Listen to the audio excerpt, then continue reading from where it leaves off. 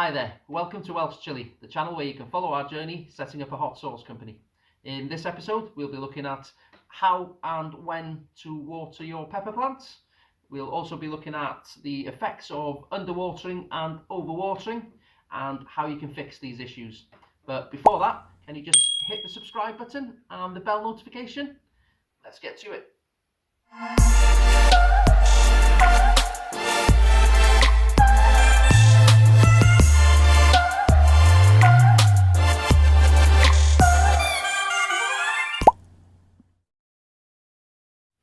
Right, so we've got two Carolina Reaper plants here. This one has been overwatered and this one has been underwatered.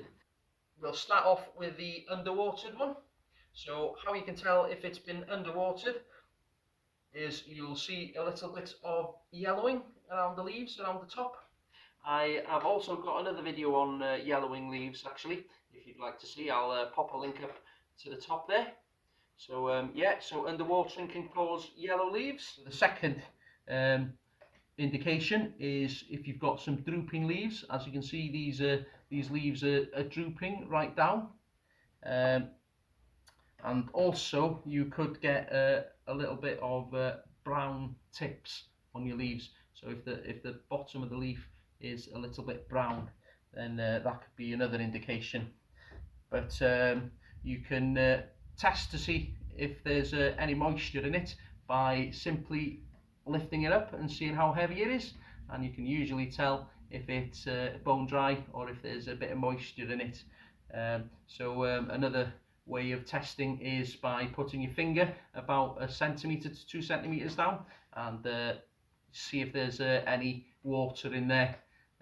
You can also buy a cheaper meter that'll test the moisture, so your soil moisture meter, which you could probably pick up on eBay for a quite reasonable price really.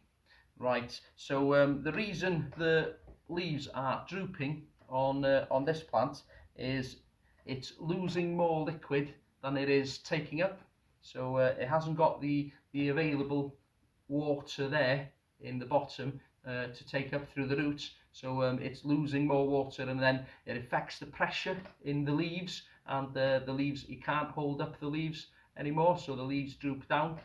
So let's move on to the overwater plant. Before we do that, if you've liked the video so far, just hit the like button down there. It'll really boost our video, and more people will be able to see it, and we'll be able to create better videos for you. Right, so yeah, the first way to tell if your plant has been overwatered is the same as this, droopy leaves. So the leaves are drooping down, but for a different reason this time.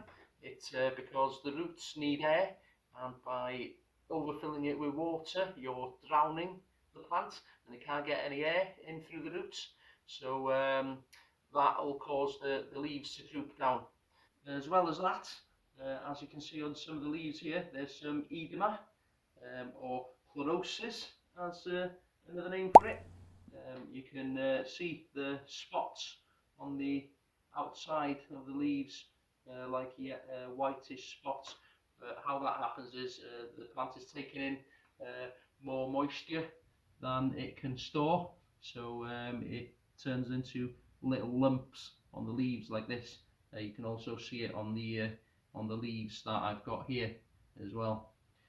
So we'll go back to the underwatered plant. So how I like to water an underwatered plant is from the bottom, so that the roots get the nutrients in straight away. So it'll help the root system grow stronger, and it'll make the roots look for the water instead of just staying in the center of the pot and growing a big root system, which will make the plant stronger. So as well as that, the lights might dry out the top of the soil. So if you're filling it up from the top there, the grow lights that you're using or the sun will dry the top layer off anyway. So it's better to feed it through the bottom, and the dirt will pick up as much moisture as it needs. So it's better to water heavily every few days than it is to water lightly every day. That's to make sure that your plant can breathe as well as drink and eat. So I'll fill this up. So as I said, I like to fill my container from the bottom, so I'll pull my plant up a little bit and then pour in the water into the container around the edge, and then put your pot back in, and then it should suck up all the moisture, and when it's all sucked up, then I'll get rid of the water that's inside this container here. So with the overwatered plant, I'm going to do things a little bit differently. So I'm going to stop watering it until it's really bone dry and the leaves are all drooping down like this. And then what you can do for a plant that's been overwatered is, when you're transplanting it, add a little bit more perlite and a little bit more vermiculite to your soil, just to aid in draining, so the water comes out quicker. And then as well as that, if you've got a hydroponic system, then you need to check the bubbler or the pump to make sure that it's working, because if it's not pumping or bubbling any air into the water, then your hydroponic plants are not getting the air that they need from the water through the roots. So that'll probably happen with the hydroponic system as well. So I'll give you a little demo on how to water from the top.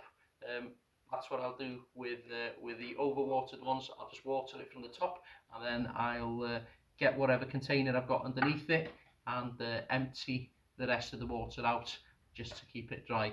So it has dried out a little bit now, so we should be able to water it again. So for the overwatered plant, I've felt in here and it's really bone dry now, so I'll just water it lightly from the top until it starts coming out the bottom.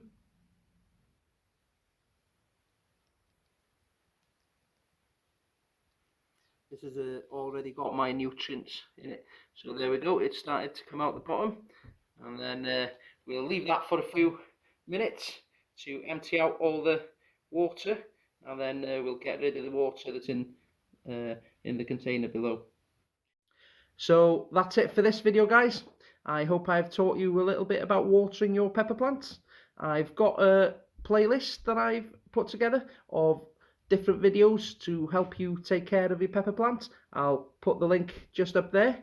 And if you haven't done so already, guys, please like, subscribe, and if you've got any ideas on any videos that I could do to help you take care of your pepper plants, then just leave me a little comment below, and I'll have a look at them.